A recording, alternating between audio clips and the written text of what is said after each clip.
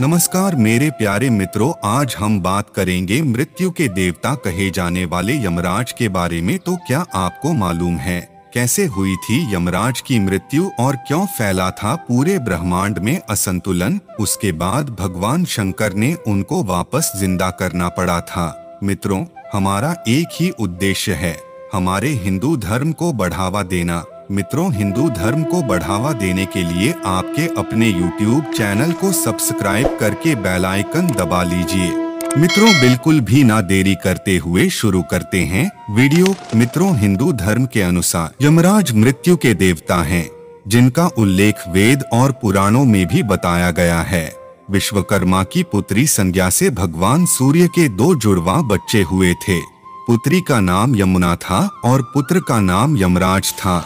मित्रों, मार्कंडेय पुराण में लिखा है कि जब विश्वकर्मा की पुत्री संज्ञा ने अपने पति सूर्य को देखकर भय से आंखें बंद कर ली थी, तब सूर्य ने क्रोधित होकर अपनी ही पत्नी को श्राप दे दिया कि जाओ, तुम्हें जो पुत्र होगा वह लोगों का प्राण लेने वाला होगा। जब इस पर संज्ञा ने उनकी और चंचल दृष्टि से देखा, तब फिर उन्होंने कहा कि तुम्हें जो कन्या होगी वह इसी प्रकार चंचलता पूर्वक नदी के रूप में बहा करेगी। पुत्र तो यम हुए और कन्या यमी हुई, जो बाद में यमुना के नाम से प्रसिद्ध हुई। मित्रों, हिंदू ग्रंथों में लिखा है कि मनुष्य मरने पर सबसे पहले यमलोक में जाता है और वहां यमराज के सामने उपस्थित किया जाता है। वही उसकी शुभ और अशुभ कृत्यों का विचार करके उसे स्वर्ग या नरक में भेजते हैं। दोस्तों, यमराज धर्म पूर्वक विचार करते हैं, इसीलिए धर्मराज भी कहलाते हैं। यह भी माना जाता है कि मृत्यु के समय यम के दूत ही आत्मा को लेने के लिए आते हैं और यमराज उन्हें सजा देते हैं।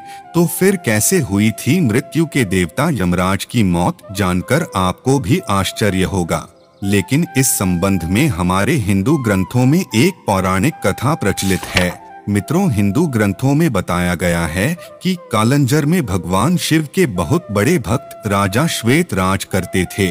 वृद्ध होने पर उन्होंने अपना राजपाट अपने बेटे को देकर गोदावरी नदी के तट पर एक गुफा में शिवलिंग स्थापित किया और वहां शिव की आराधना में लग गए।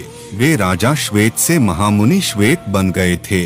शिव की आराधना में लीन श्वेत मुनि को बिल्कुल भी आभास नहीं हुआ कि उनकी आयु पूरी हो चुकी है। मृत्यु निकट आई तो यमदूतों ने मुनि के प्राण लेने के लिए जब गुफा में प्रवेश किया, तो गुफा के द्वार पर ही उनके अंग शिथिल हो गए। वे गुफा के द्वार पर ही खड़े होकर श्वेत मुनि की प्रतीक्षा करने लगे। कहा जाता है कि जब यमदूत बलपूर्वक श्वेत मुनि को वहां से ले जाने लगे, तो वहां श्वेत मुनि की रक्षा के लिए शिव के गण भैरव प्रकट हो गए। भैरव ने मृत्यु देव पर डंडे से प्रहार कर उन्हें मार दिया। जब मृत्यु का समय निकलने लगा, तो यमदूतों ने कांपते हुए यमराज के पास जाकर सारा हाल सुनाया। मृत्युदेव की मृत्यु का समाचार सुनकर यमराज क्रोधित हो गए और यमदंड लेकर भैंसे पर सवार होकर अपनी सेना के साथ वहां पहुंचे। यमराज जब बलपूर्वक श्वेत मुनि को ले जाने लगे, तब सेनापति कार्तिकेय ने शक्तिअस्त्र यमराज पर छोड़ा, जिससे यमराज की भी मृत्यु हो गई।